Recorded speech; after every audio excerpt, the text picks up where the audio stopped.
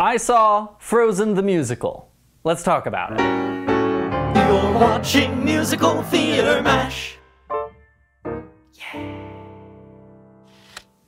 I always have reservations about talking about pre-Broadway tryouts because the show's not done yet, and it feels somewhere between disingenuous and disrespectful to talk about unfinished artwork, but also they put it out there to an extent and people want to know about it, and I saw it and I want to talk about it. So, you know, grain of salt with everything, and if you're watching this in the future, I might be talking about things that aren't in the Broadway show because they changed it, and that's the point. They're setting things up so that they can change it. Anyway, let's talk about the show. So this is billed as Disney's Frozen, the Broadway-bound musical, and before you even go in, there is so much to unpack about that marketing. Like, they know this thing is going to Broadway. There's dates set. It's already gonna happen, and that sets you up for a different kind of out-of-town tryout, right? There's a time bomb on this. They're not going to put this project into mothballs. It's Frozen. They have to do Frozen. And I'm trying hard to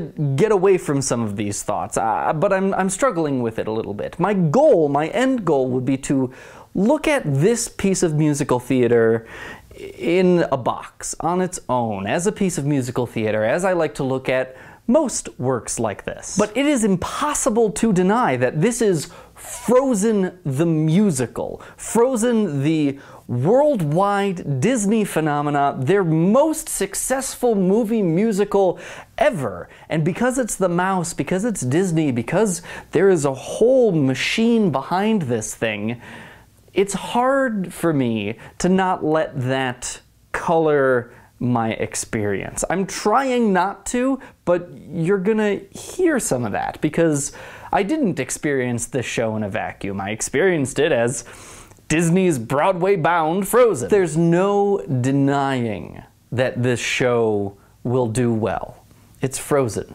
They could just have people shadow cast the movie Rocky Horror style on stage and people would still pay hundreds of dollars to come see this production. And they're not doing that, so of course it will do well and be a novelty. So the discussion I was having with my boyfriend on the walk to the theater was about that middle bit. Like, Frozen will absolutely do well for 2 to 3 years on Broadway, but Disney kind of has maybe a spectrum or 2 categories of shows that they put on Broadway. On the one side is The Lion King, where Julie Taymor's interpretation of the movie put on stage is very much true to the movie, but also something new and artful and interesting. It's a new piece of theater, and seeing the musical on stage is a different experience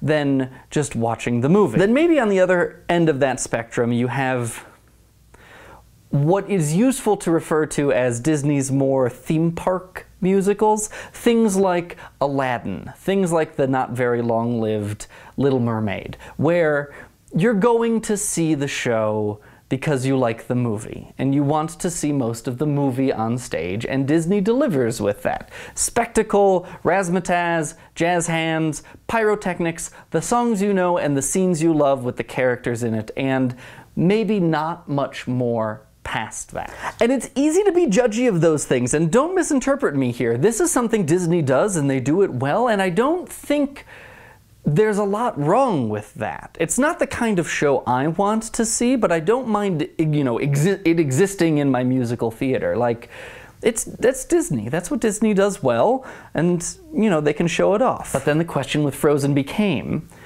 will this show go the Aladdin route, where they're just recreating the show on stage, or will this show go the Lion King route, where there is a new additional artistry to it that transforms it almost into its own piece inspired by the movie? And right now, it feels like there are 2 different voices in the back secret Disney machine making this musical, pulling this show in different directions. Certain moments feel like they're striving really, really hard to have that deep, Lion King-inspired artistry to them, and certain moments are straight recreations from the movie, and often the two don't mesh very well. So let me expand on that with a couple of spoilers. Spoilers! Did you hear me say spoilers? Spoilers for the upcoming Disney Frozen musical. Spoilers are about to happen, unless maybe Mickey Mouse walks through that door and strangles me with a copyright cease and desist notice. Always a possibility. So the other discussion I had with my boyfriend on the walk to the theater was about the mossy stone people from Frozen. Do you remember the mossy stone people? I forgot about the mossy stone people. I don't see plushies of the mossy stone people. We seem to be downplaying the mossy stone people from this movie Frozen, which is odd to me. But the mossy stone people play a maybe larger part in the stage musical. The whole thing is narrated and commented on by, I can't remember his name, and I've taken to calling him Rafiki, because they kind of play him off as a kind of Rafiki character from The Lion King. He's the father of the mossy stone people, and he opens the show in a, wonderful moss cape, and then from time to time he'll show up and sing commentary on the action on stage. And if I were gonna put money on anything, I would put money on this role, this narrator role, being downplayed or cut between here and New York. It is at best unnecessary, and at worst takes away from the action on stage. You're not allowed to experience the emotional hardship or the sadness of Anna and Elsa, because suddenly this guy's coming like, oh, and them over there, they're struggling with these things. Who knows what will happen next? And like, I get that it's a children's show, but we get it. You don't need to explain it. Also, and I will be deeply sad when this gets cut, but it will. You know the story of Frozen. Elsa accidentally hurts Anna as a child with her, magic frozen powers, and their parents, while they're still alive, need to call on the magic mossy stone people of the mountains.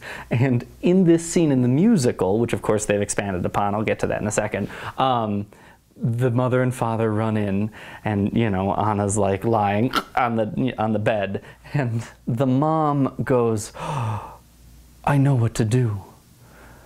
The magic people of the mountains.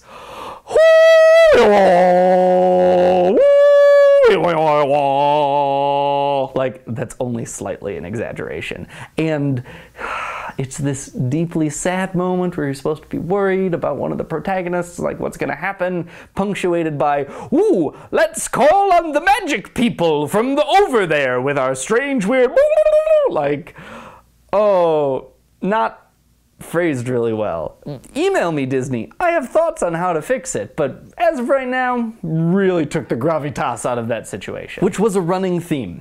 I struggled sometimes to take moments I wanted to take seriously because of very specific action choices. But so on the one hand, you have the mystical, magical people of the mountains led up by Rafiki, no longer cute, plushy-looking stone people, but like actual, maybe, weird Swiss-Norwegian folk embodiments. And then on the other hand, you have Olaf, who is the same Olaf puppet they use in the Disney Parks attraction for the most part, and it's a guy with a puppet, and he's a talking magical snowman, and that's about all he needs to be. And that's perfect for him, because he's a talking magical snowman. We don't need to explain that anymore. But these two things combat with each other, and they're examples of it, but you see that those thoughts kind of go throughout the thing.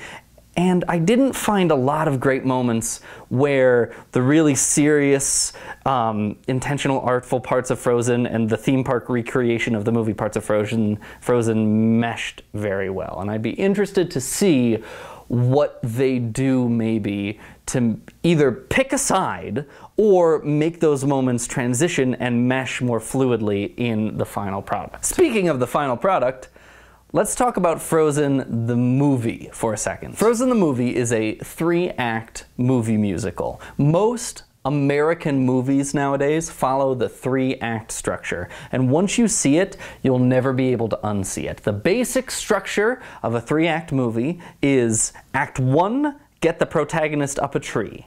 Act 2, throw rocks at them in that tree, and Act 3, get them out of the tree. And you can see these clear divisions in all sorts of movies dating back through the 60s and 70s. It's a very, very standard and productive and successful way to write a movie. Frozen is no exception, and the song Let It Go ends Act 1 of the movie structure. Get the protagonist up a tree. And it's, you know, great, and a very good way to punctuate that act. It's like the whole exposition bit before we get some complication. But traditional stage musicals have 2 acts. And so, with this kind of transition, you have to figure out how to take those 3 acts of your movie and convert them into 2 acts in your musical, story-wise. Frozen, of course, has the added complication that Let It Go is a mega smash hit song of the century.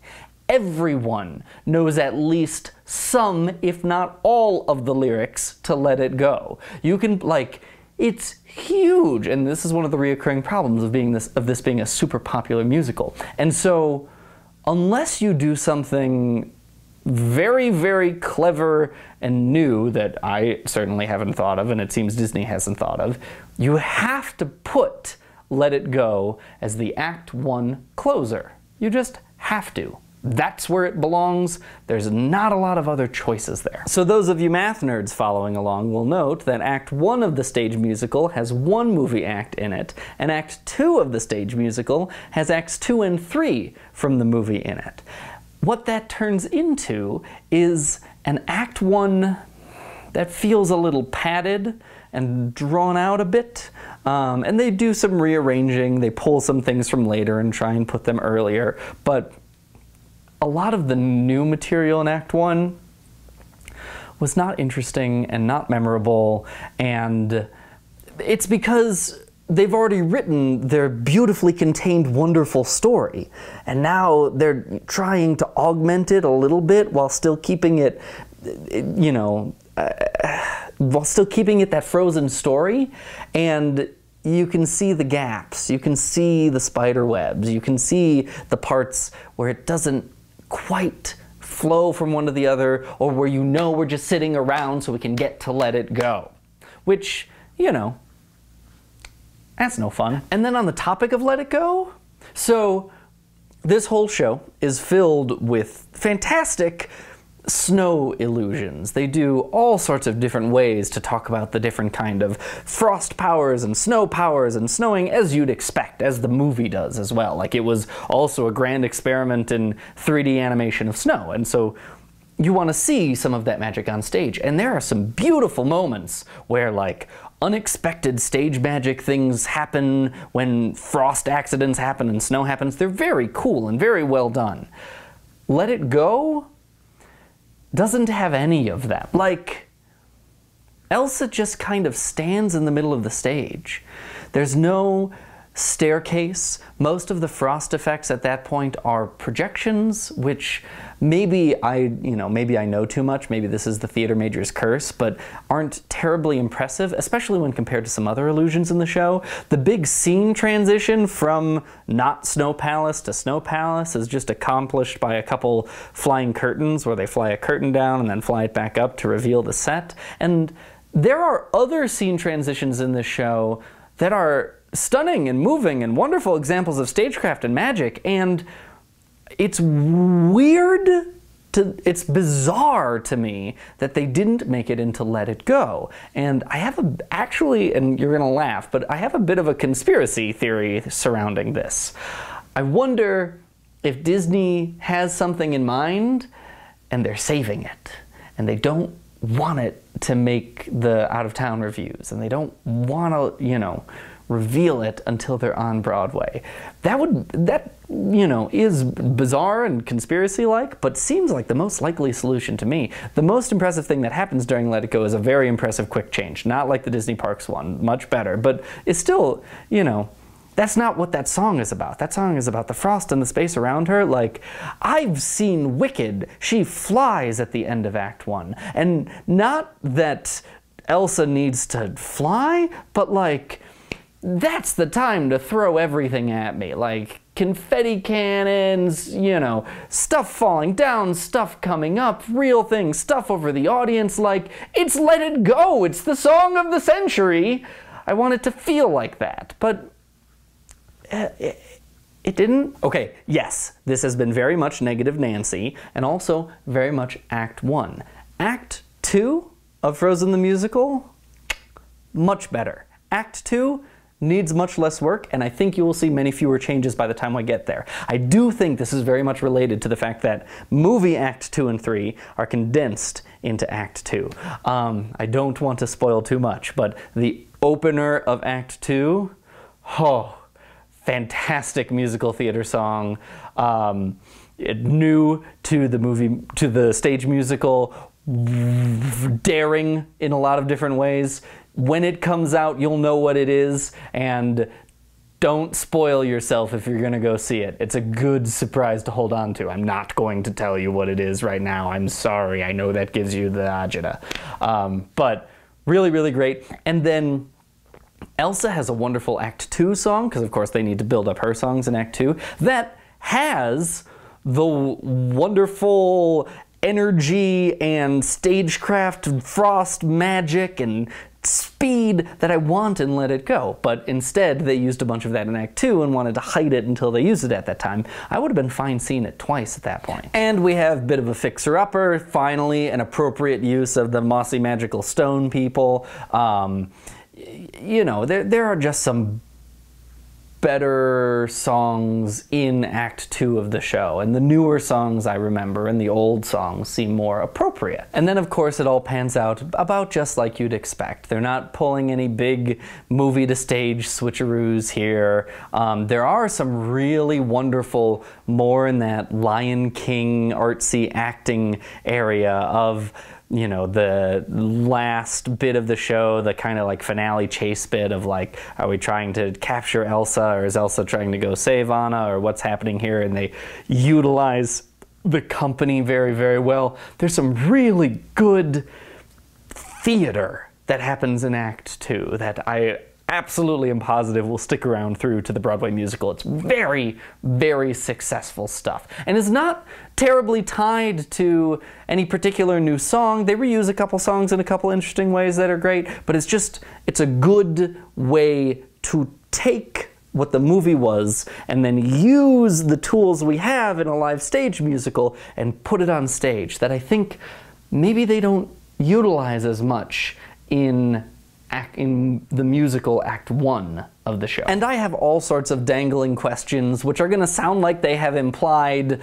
meaning behind them, but really don't. Things like, will Disney swing the pendulum one way or the other towards the theme park or the artsy? Are they trying to? Are there, because Disney's a giant machine, are there goals for this show? Do they want it to go the Lion King way and play for 15, 20, 30, 40 years? Or are they hoping that it gets the kind of initial push and they capitalize on the Frozen hype and then it kind of melts a little bit to make room for Frozen 2 and Olaf's Frozen Adventure or whatever else they're doing, and like keep the Frozen train a-rolling with brand new franchises throughout. This is new. Nothing has reached this level of success for Disney, and I don't think they've ever jumped to the stage musical quite so quickly as with Frozen. You know, it feels like the hype dies a little bit and then they can make the musical, which seems, to me at least, a little more artistically appropriate because there's that separation there. You're kind of reaching a new half generation a little bit, and so they're expecting different things. With Frozen, there will be all sorts of children going to see it who expect to see the movie. They're going to see it because they saw exactly the movie. And now that I say that out loud, of course people expected that a little bit with Lion King and Beauty and the Beast and Mary Poppins and all the other, you know, Disney repertoire, but it seems somehow more so with Frozen, which makes this a trickier adaptation. The other little voice that's gnawing in the back of my head is how this will affect Tony season. And Right now, we're still early in the musical theater season. So much is up in the air, but it will be interesting to see how many nominations Frozen gets, or if it does, because so much of it, because a bunch of it seems very original, and a bunch of it is exactly the movie. And I feel like there's some trepidation in Tony nomination world about just nominating a great song that we've already heard. There are no official rules around this, as far as I know, but like, it does feel kind of weird to nominate, you know, a show that is made up of songs that are already famous because we know them from the movie. Does that make sense? Maybe. It feels like the repeat performance rule. Like, if this is a substantial reproduction of a show that's already been on Broadway, maybe it shouldn't be eligible. The show hasn't been on Broadway, but we know Let It Go so well. Should we be judging the musical on the merits of all the new songs, but not the old songs? Or should we put our musical theater blinders on and pretend this is a brand new show? I don't know. It's hard to say. It'll be a fun one to watch play out. All right. I think that's about all I have to say about that. We'll just have to wait and see. Both SpongeBob and Frozen coming to Broadway soon. Maybe I'll have to make a vacation out of it. It's gonna be a hard one to explain to people. But you'll understand. And that's why we get each other. I'll see you next time.